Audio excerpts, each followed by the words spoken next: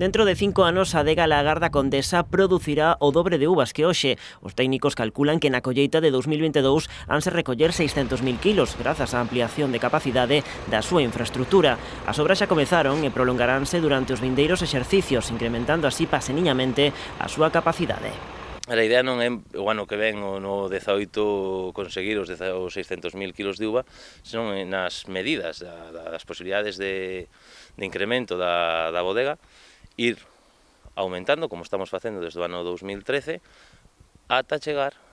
a eses 600.000 kilos de uva. Estes traballos de incremento da adega teñen un orzamento duns 2 millóns de euros, dos que a Xunta achega 650.000, e todo dinden do goberno galego para que as adegas deste tipo consoliden a súa posición no sector e o albariño siga gañando peso no mundo, cun aumento das súas exportacións. Este ano se beneficiaron 27 adegas da DO,